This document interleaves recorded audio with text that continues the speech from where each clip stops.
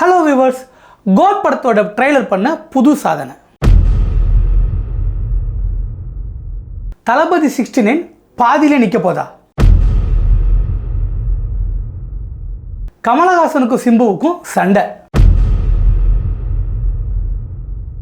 அட்லி ரூட்டை ஃபாலோ பண்றாரா லோக்கி?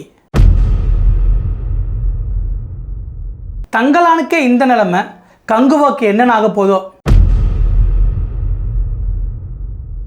வாங்க எல்லாத்த பற்றியும் ரொம்ப டீட்டெயிலாக பார்க்கலாம். இது சினிமா அப்டேட்ஸ்.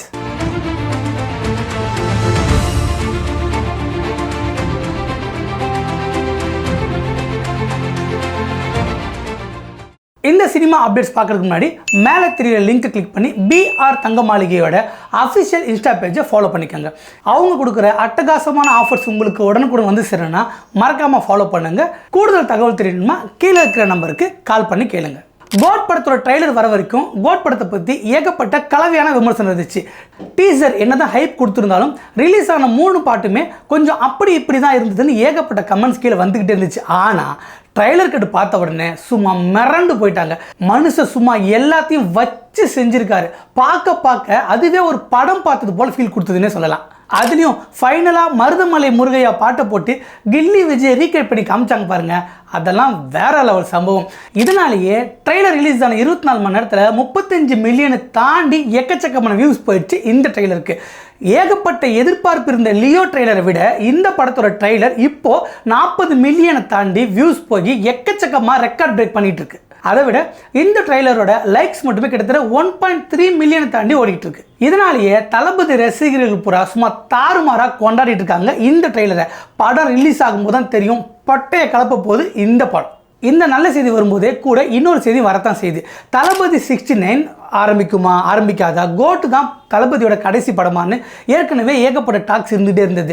இதுக்கிடையில் தளபதி 69 வினோத் தான் பண்ண போகிறாரு அப்படின்னு அங்கே இங்கே அரசியல் புரசலாக பேச்சு வந்ததெல்லாம் உறுதிப்படுத்துறது மாதிரி சமீபத்தில் வினோத் அளித்த பேட்டியில் 69 பண்ண போகிறோம், அது கண்டிப்பாக முழுக்க அரசியல் படமாக இல்லாமல் ஒரு கமர்ஷியல் சினிமாவாக தான் இருக்கும், எல்லா ஆடியன்ஸையும் கவர் பண்ணுற மாதிரி ஒரு சூப்பரான கமர்ஷியல் படம் தான் எடுக்க போகிறேன்னு அவர் கொடுத்த அஃபிஷியல் தகவல் எல்லாருக்குமே ஒரு கூஸ் பம்ப்ஸ் தான்.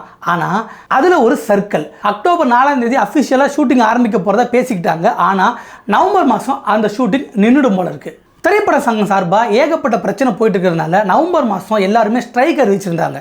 இந்த ஸ்ட்ரைக்னால இந்த படத்தோட ஷூட்டிங் கொஞ்சம் தள்ளி போகலாம் அப்படின்னு எதிர்பார்க்கப்படுது. எது எப்படியோ ஸ்ட்ரைக் வந்தாலும் சரி வரனாலும் சரி தளபதி 69 வரும். அதில் தளபதி தாறுமாறா ஒரு பொலிட்டிக்கல் என்டர்டெயின்மெண்ட் படம் கொடுப்பாருன்னு நம்ம எதிர்பார்க்கலாம். தளபதி வச்சு லியோ சக்ஸஸ் கொடுத்த லோகேஷ் கனகராஜ் அடுத்ததாக தலைவரை வச்சு கூலி படத்தை ரொம்ப வேகமாக எடுத்துக்கிட்டு இருக்கிறது நம்ம எல்லாருக்கும் தெரிஞ்ச விஷயம். ஆனால் யாருக்குமே தெரியாமல் தலைவன் ஒரு வேலை பார்த்துருக்கேன். சமீபத்தில் அமீர் கானை போய் நேரில் சந்தித்து ஒரு ஒப்பந்தம் பேசியிருக்காங்க. இவங்க படம் பண்ணுவாங்களா பண்ண மாட்டாங்களா தெரியாது. ஏன்னா ஏற்கனவே கைதி 2 லைனப்பில் இருக்குது, கூலி ப்ராசஸிங்கில் இருக்குது, 10ஆவதுக்கு ராஜ்கமல் ஃபிலிம்ஸுக்கு விக்ரம் ரிட்டர்ன்ஸ்னு ஒரு படம் பண்ண போகிறதா இருக்காங்க. இதையெல்லாம் முடிச்சுட்டு நான் உங்களுக்கு படம் பண்ணுறேன்னு அமீர் கானுக்கு ஒரு வாக்கு கொடுத்ததா அரசல் புரசலாக ஒரு தகவல் ஓடிக்கிட்டு இருக்கு. ஆனால் இந்த படம் எப்படி கமிட் ஆயிருக்குன்னா கிட்டத்தட்ட அட்லி ஃபார்முலா தான். 50 கோடி ரூபாய் சம்பளம், ப்ராஃபிட்டில் ஷேர் அப்படின்னு பேசிக்கிறாங்க. எது எப்படியோ தமிழ் சினிமாவோட டேரக்டர்லாம் போய் வடக்கில் கொடி நாட்டுறது நம்ம எல்லாருக்குமே ஒரு பெரிய சந்தோஷம் தான்.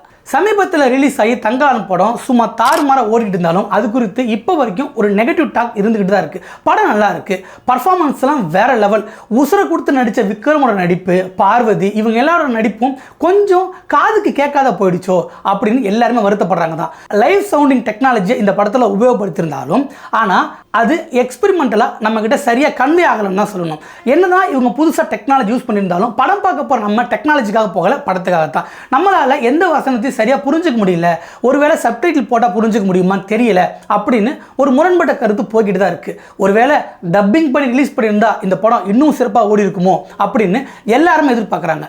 இந்த படத்துக்கு இப்படி ஒரு பிரச்சனை போய்கிட்டு இருக்கும்போது கங்குவாவுக்கும் இதே போல பிரச்சனை ஒன்று வரும் அப்படின்னு எதிர்பார்க்குறாங்க. காரணம் கங்குவா பீரியட் ஃபிலிம்ன்றதுனால அதில் பேசுகிற டயலாக் பூராவே நிறைய பேருக்கு சரியாக கன்வே ஆகலைன்னு இப்போவே இண்டஸ்ட்ரிக்குள்ளே ஒரு டாக் போயிட்டு இருக்கு. இதில் அது 10 லாங்குவேஜில் 40 லாங்குவேஜ் ரிலீஸ் ஆக போகுது அப்படின்ற பேச்சு வரதுனால எத்தனை லாங்குவேஜில் இது சரியாக போய் சேரும், எவ்வளோ ஆடியன்ஸுக்கு டயலாக் சரியாக ரீச் ஆகும்னு இப்போவே தலையை பிச்சுக்கிட்டு சுற்றுறாங்கன்னா படக்குழு. அடுத்ததாக பிக் பாஸ் இல்லை, அதான் வெளியே போயிட்டாரே பரவாயில்ல. அடுத்ததாக தக் லைஃப் கமலஹாசன் சார். இயக்குனர் மணிரத்னம் கமலஹாசனை வச்சு தக் லைஃப் படத்தை இயக்கிக்கிட்டு இருக்கான்றது எல்லாருக்கும் தெரிஞ்ச தகவல் தான்.